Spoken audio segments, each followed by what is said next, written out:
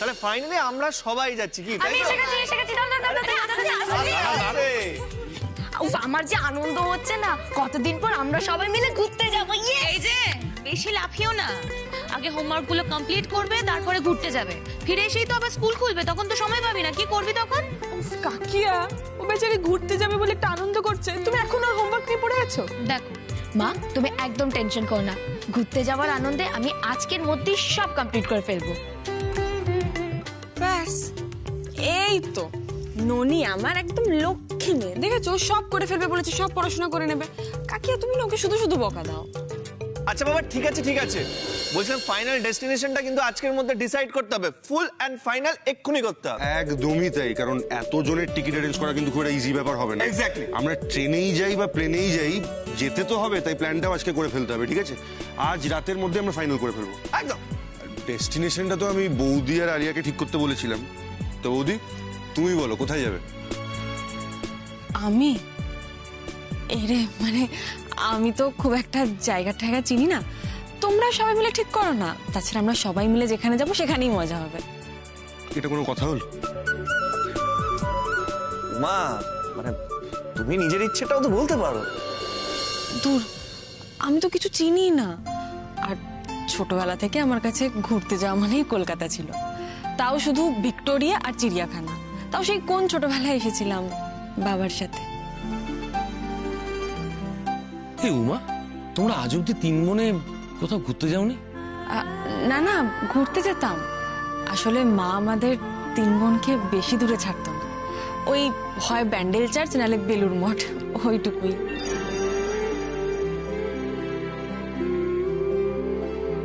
ঠিক আছে, আলিয়া তুমি বলো। হ্যাঁ, রুদ্র দাঁড়া না, দাঁড়া প্ল্যানিং করতে বসছি, একটু চাটা না হলে চলে বলতো? চাটা না হলে চলে মানেটা কি? একটু পরেই তো স্নান করে ভাত খাবে, তুমি এখন চা খেয়ে কি করবে? তাও বড়মালি দা চায়ে বড়মালি দা এই যে গরম গরম চা। তুমি চা নিয়ে এলে কেন? বনমালিদা কোথায়? আচ্ছা, তুমি এরকম সবসময় কেন কাজ করো বলো তো? আমাদের ভালো লাগে না। আর তাছাড়া আমাদের অরবিন্দটাই বা কি ভাববে বলতো, যে ওর বউকে আমরা খাটিয়ে মারি। কাকিয়া, কেউ কিচ্ছু মনে করবে না, আসলে মামার না একটু হাঁটুতে ব্যথা হচ্ছে, তাই আমি চাটা নিয়ে আসলাম।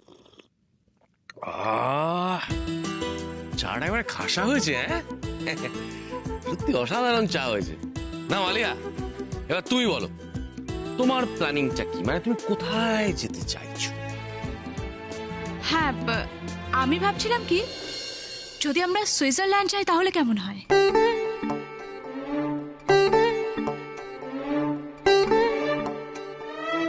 আরে কি হলো? আচ্ছা, তোমরা টিকিটের কথা চিন্তা করছো তো? মানে বেশি এক্সপেন্সিভ হয়ে যাবে বলছো? বেশ, তাহলে আমরা মালয়েশিয়া বা ব্যাংকক যেতে পারি। ওখানে যাওয়ার জন্য মাথা পিছু কত খরচ জানো? এক একজনের কয়েক লাখ টাকা। হ্যাঁ, আরে আমি তো সামান্য মাস্টার, এত টাকা আমি কোথা থেকে পাবো বলো তো মা? আর শোন না আলিয়া, দেখ একদিকে এক্সপেন্সিভ ঠিকই, কিন্তু আমরা ইন্ডিয়াতে অনেক জায়গা যেতে পারি, কি সুন্দর সুন্দর জায়গা আছে ইন্ডিয়াতে, তাই না? হ্যাঁ, এখানেই পাবো, এখানে। আচ্ছা, আমি বুঝতে পারছি না তোরা টাকার কথা এত ভাবছিস কেন? মানে ট্রিপটা তো ড্যাড স্পন্সর করছে। আলিয়া, ট্রাই টু আন্ডারস্ট্যান্ড, মানে আঙ্কেল এত টাকা পয়সা দেবে সেটা দেখতে ভালো লাগে না। আর আঙ্কেল তো বলেছে যে আমাদের চারজনের ট্রিপ স্পন্সর করবে, রাইট? না মানে সেক্ষেত্রেও আমার একটু আপত্তি ছিল। কাকা বাবু, মানে তোমার বাবা তোমাকে আর রুদ্রকে দিতেই পারে, কিন্তু আমাদের, আর তাছাড়া বাড়ির সবাই সেটা নেবেই বা কেন বলো আলিয়া? ঠিকই তো আলিয়া, উমা কিন্তু একদম ঠিক কথা বলেছে। তুই ভুলে যাস না, তোর বাবা মানে সঞ্জয় দা তো এখন আমাদের বেয়ান না, ওনার কাছ থেকে ঘুরতে যাওয়ার টাকা নেব এটা ভালো দেখাবে না। আর তাছাড়া দাদা ভাই, আর সব থেকে বড় কথা বাবার সম্মানে লাগবে এটা। না না, ও আচ্ছা, হ্যাঁ সত্যি তো, আই এম এক্সট্রিমলি সরি, সত্যি আমার কথাটা বলা উচিত হয়নি। আচ্ছা, আমি বলি কি, সবাই মিলে সমুদ্রে ঘুরতে গেলে হয় না? হ্যাঁ মানে এই ধরো দীঘা, পুরী, তাজপুর বা সাউথ ইন্ডিয়াও যেতে পারি আমরা। হ্যাঁ, আমার কিন্তু পাহাড় বেশি পছন্দ। বুঝলো না, পাহাড় পর্বত এগুলো সব বাদ দে না ননি। আমি একটা কথা বলি, মানে শুনবে আমার কথা তোমরা? আমি জানি না, আমার কথা যদি শোনো সবাই মিলে চলো আমরা বেশ মায়াপুর, নবদ্বীপ ঘুরে আসি। হ্যাঁ,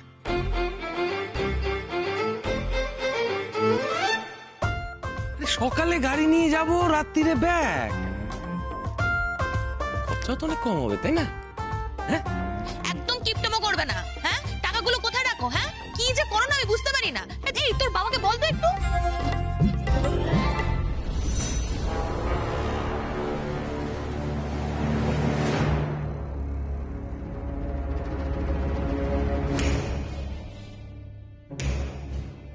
অনিপ, নিচে সবাই ঘুরতে যাবার প্ল্যান করছে। মানে আগে তো ঠিক ছিল যে আলিয়া, রুদ্র, উমা আর অভি যাবে, কিন্তু এখন সবাই মিলে ঠিক করছে যে বাড়ির সবাই একসঙ্গে ঘুরতে যাবে। মানে এই ধরো মা, বাবা, বড় পিসিমণি, কাকা, কাকিয়া সবাই। তুমি কিন্তু না করো না প্লিজ। যদিও তুমি আমার কোনো কথাই রাখো না, কিন্তু এবার না করো না। ঈশিতা,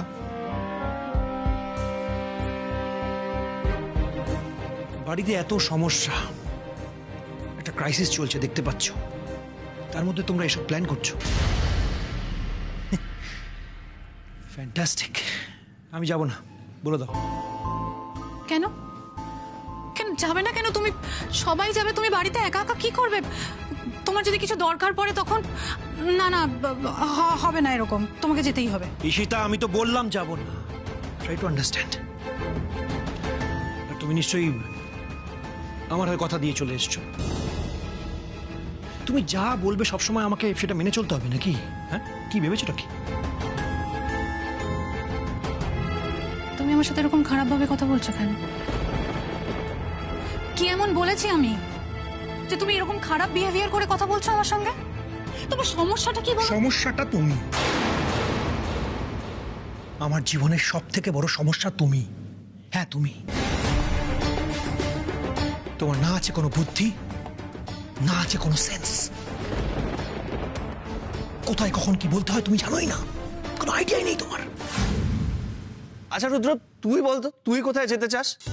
আমি আর কি বলবো, আলিয়া যেটা ডিসাইড করবে আমি তাতেই রাজি। হ্যাঁ, সেই ভালো। আলিয়া, তুমি বরং বলো যে একটু কম খরচে দেশের মধ্যে কোথায় ঘুরতে যাওয়া যায়। হ্যাঁ, আমি বরং একটা ফোন করে আসি, কেমন?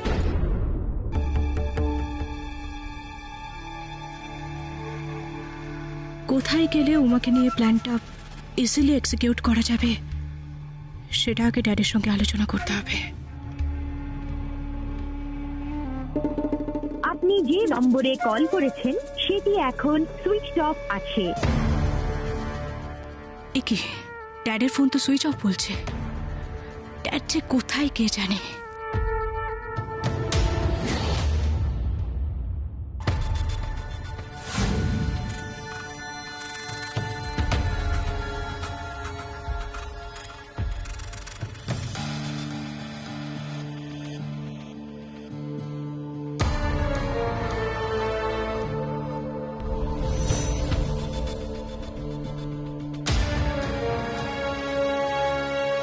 আপনার জন্যই অপেক্ষা করছিলাম।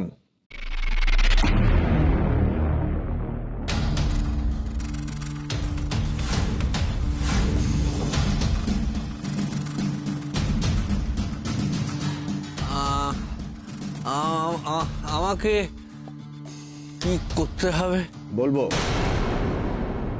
কিন্তু অনেকটা রাস্তা এসেছেন তো, আগে একটু রেস্ট নিয়ে নিন।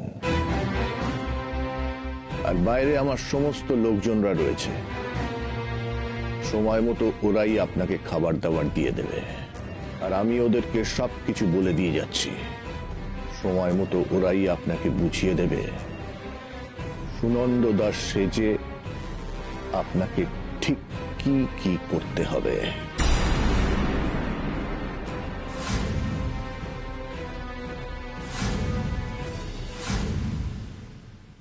আচ্ছা, আমি বলছিলাম যে এই গরমে যদি ঠান্ডার জায়গায় যাওয়া যায় তাহলে কেমন হয়?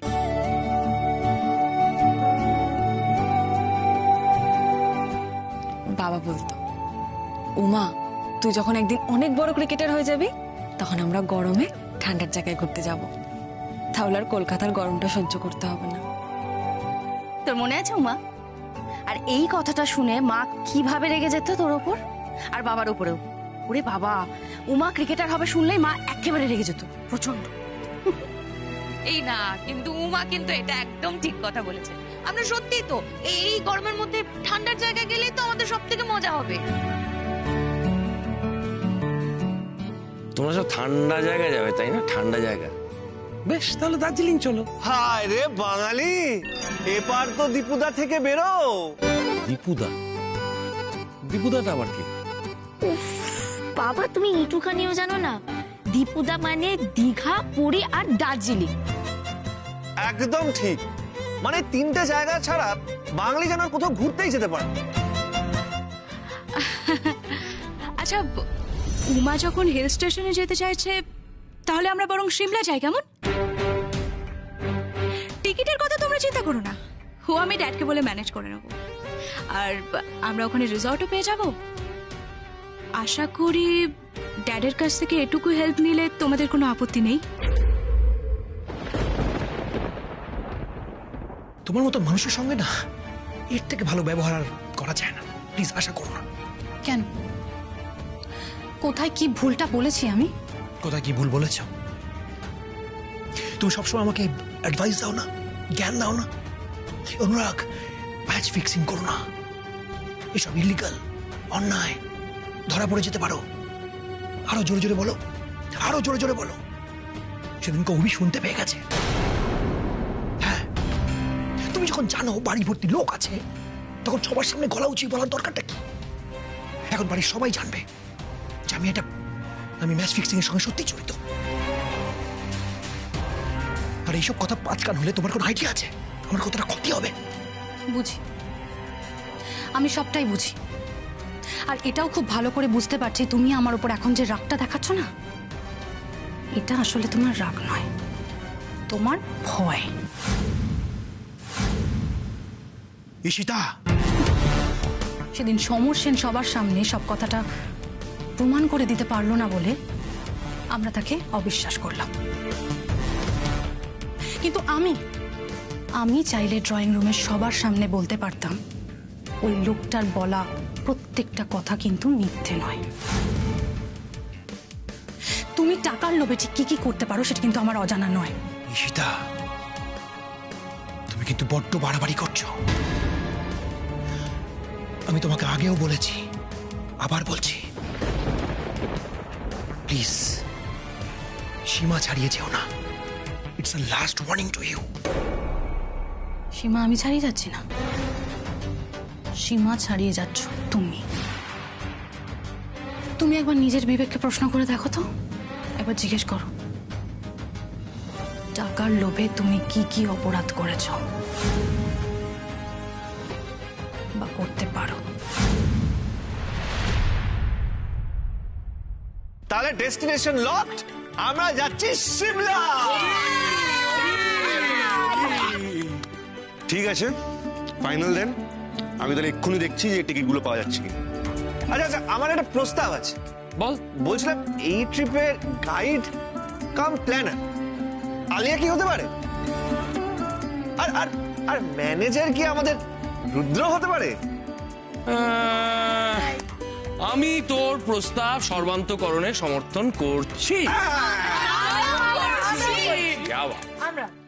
শুধু এই ট্রিপ নয়, আমি সারা জীবন আলিয়ার ম্যানেজার হতে রাজি।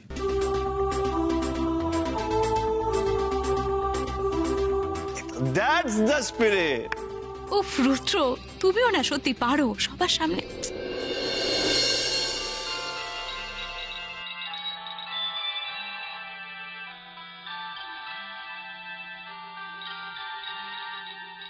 মায়ের নাম্বার থেকে ফোন এসছে, এই তো সকালবেলায় কথা হলো। উমা, ফোনটা তো ধরো। হ্যালো হ্যালো মা। ছুটকি, তুই কাঁদছিস কেন? কি হয়েছে তোর?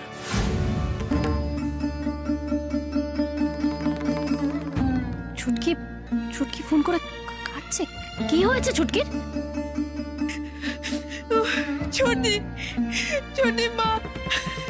আচ্ছা ছুটকি তুই কাঁদছিস কেন? তুই কান্নাটা থামিয়ে আমাকে বল কি হয়েছে, মা কোথায়? ছোটি আমি কিচ্ছু চাই না, মাকে সকাল থেকে কোথাও খুঁজে পাচ্ছি না, কত খুঁজছি। ছুটকি তুই কিসব উল্টাপাল্টা কথা বলছিস? মাকে খুঁজে পাওয়া যাচ্ছে না আবার কি কথা?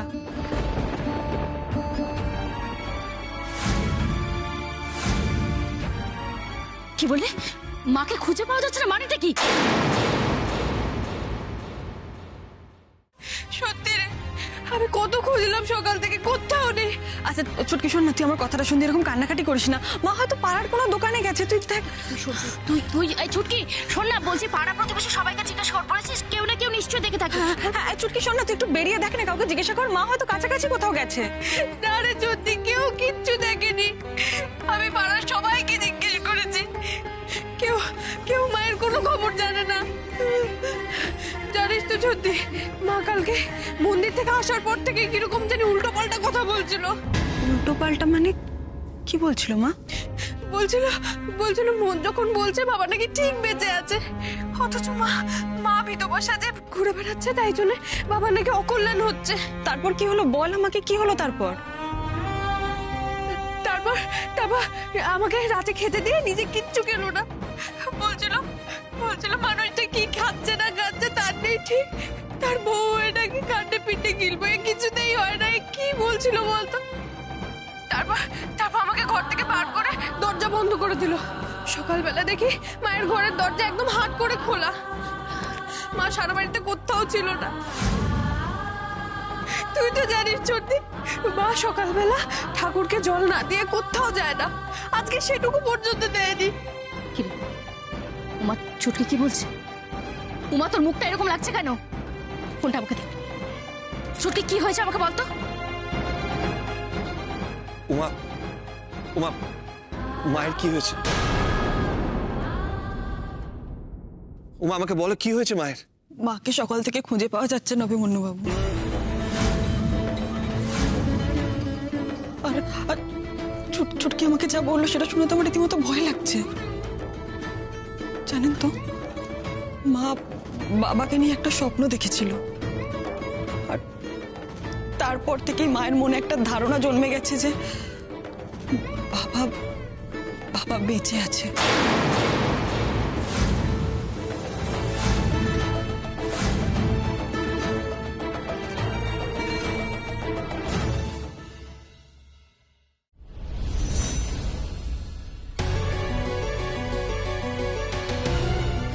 উমা, এই উমা, এই মার কি হয়েছে রে? এই ছুটকি না আমাকে কি সব বললো, ও এত কান্নাকাটি করছে, আমি কিছু বুঝতে পারলাম না। আমাকে একটু বুঝিয়ে বল না কি হয়েছে, কি হয়েছে মায়ের? হ্যাঁ এই উমা বল না কি হয়েছে মায়ের, উমা বল না। দিদিভাই যখন চুমকির কথা বুঝতেই পারেনি, তখন দিদিভাইকে এক্ষুনি সবটা জানানো ঠিক হবে না। এমনিতেও নার্ভের পেশেন্ট, খুব একটা মানসিক চাপও সহ্য করতে পারে না, আর মায়ের ব্যাপারে বললে ও নিজেকে শান্ত রাখতে পারবে না।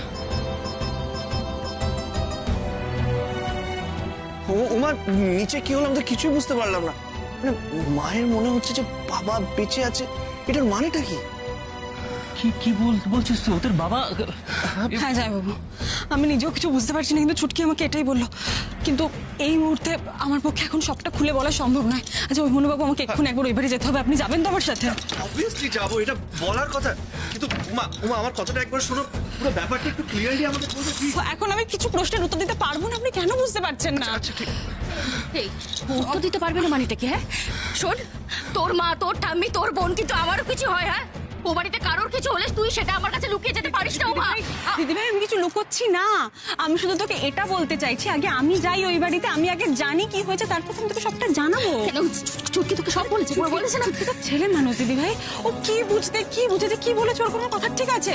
আর তাছাড়া এতটা ভয় পেয়ে আছে দিদিভাই, এতটা টেনশন করিস না, সবকিছু ঠিক আছে, তুই এরকম করিস না। টেনশন করবো না মানে টেনশন করবো না মানেটা কি? হ্যাঁ আচ্ছা তুই বুঝতে পারছিস না আমার ভেতরে কি হচ্ছে, ওখানে কি হচ্ছে?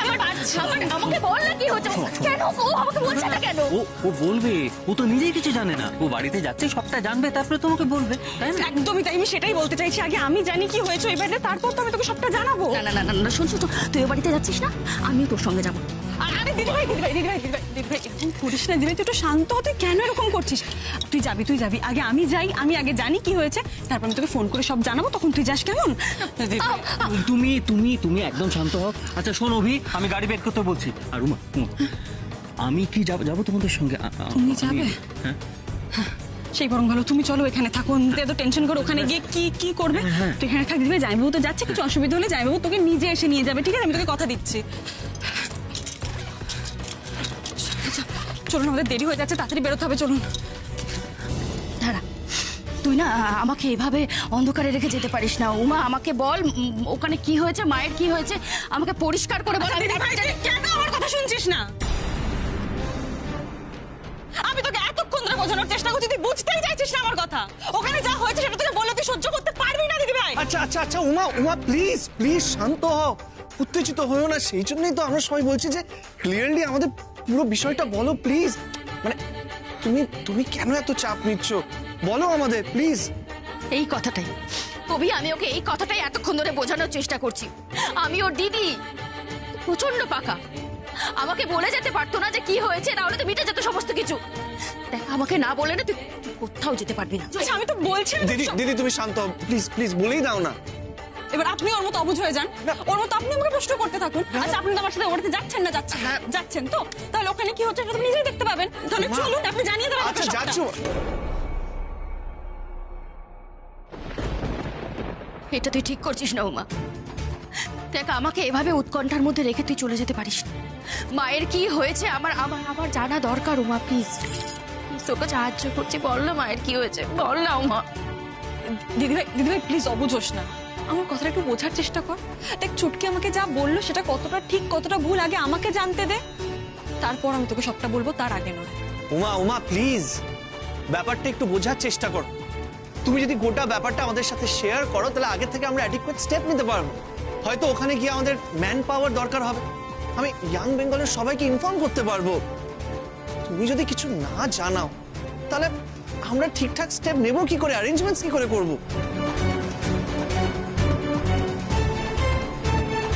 এখন কিচ্ছু অ্যারেঞ্জ করতে হবে না, এই মুহূর্তে আমাদের ওই বাড়িতে গিয়ে পৌঁছানোটা সব থেকে বেশি গুরুত্বপূর্ণ। আর একটা অজুহাত আমরা শুনবো না, প্লিজ সত্যিটা সবাইকে বলো। আমার যতদূর মনে হচ্ছে ব্যাপারটা কিন্তু ভীষণ জটিল।